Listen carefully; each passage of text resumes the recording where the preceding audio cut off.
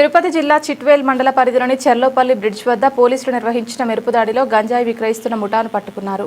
ఈ దాడిలో 2 నిందితులను పోలీసులు అరెస్ట్ చేయగా వారి వద్ద నుంచి సుమారు 70,000 విలువైన 3.5 కేజీల గంజాయిని, 2 మొబైల్ ఫోన్లు, కొంత నగదును సీజ్ చేశారు.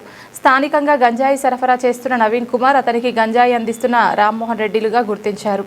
ఈ విక్రయాల వెనుక ఉన్న నెట్వర్క్ను పూర్తిగా మట్టుబెట్టేందుకు పోలీసులు రంగంలోకి దిగారు.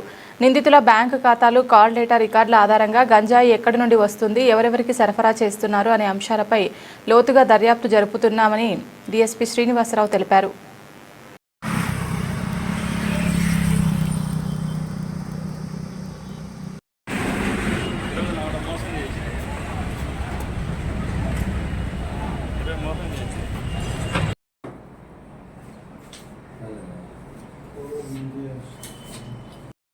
రాష్ట్ర డీజీపీ గారి ఆదేశాల మేరకు తిరుపతి జిల్లా ఎస్పీ గారైన ఎల్ సుబ్బరాయుడు ఐపీఎస్ గారి పర్యవేక్షణలో మాకు రాబడిన సమాచారం మేరకు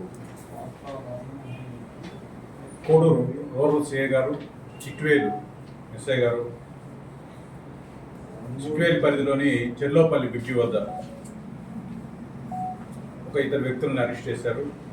వారి వద్ద నుంచి 3.5 కిలోల గంజాయి, 2 ఫోన్లు,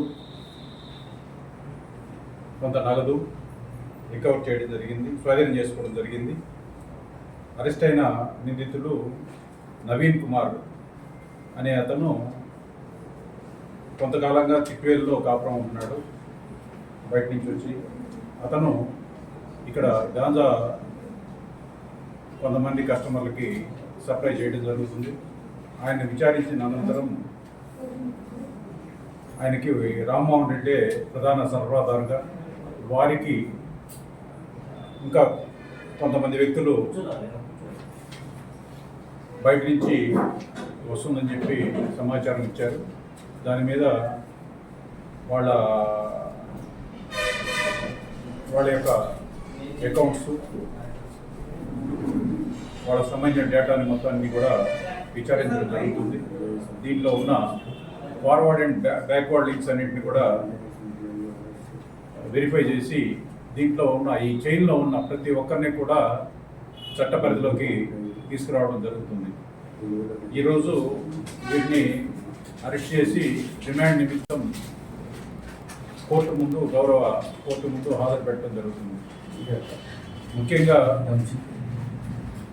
తల్లిదండ్రులు వాళ్ళ పిల్లలు ఎవరితో స్నేహం చేస్తున్నారు, వాళ్ళ స్నేహితులు ఎవరు, వాళ్ళు ఏం పనులు చేస్తున్నారు, పిల్లలు ఎన్ని గంటలకు ఇంటికి వస్తున్నారు, ఎన్ని గంటలకు పోతున్నారు, వాళ్ళు ఏ స్థితిలో ఉంటున్నారు అనేది ఖచ్చితంగా గమనించాల్సిన బాధ్యత ప్రతి ఒక్క తల్లిదండ్రుల మీద, ఈ సొసైటీ మీద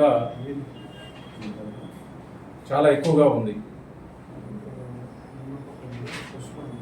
ఈ ఒక గాంజా అలవాటు ఆ ఒక్కడితోనే పోదు, ఆ కుటుంబానికి, సొసైటీకి, ఆ వ్యవస్థ అన్నింటికి కూడా నష్టం కలుగజేస్తుంది. గంజాయిని ఈ దశలో మనం కనుక అరికట్టకపోతే కుటుంబ వ్యవస్థ నాశనం అవుతుంది. పిల్లలు చదువు ఇవన్నీ కూడా పూర్తిగా దెబ్బతింటాయి. దీంట్లో ప్రతి ఒక్కరు కూడా భాగస్వాములై పోలీసులకు సహకరించాలి. గంజాయి రహిత సమాజం కోసం మనందరం కూడా కలిసి పనిచేయాలి. దానికోసం పోలీస్ శాఖ మీ సహకారం కోసం ఎదురు చూస్తుంది. Thank you.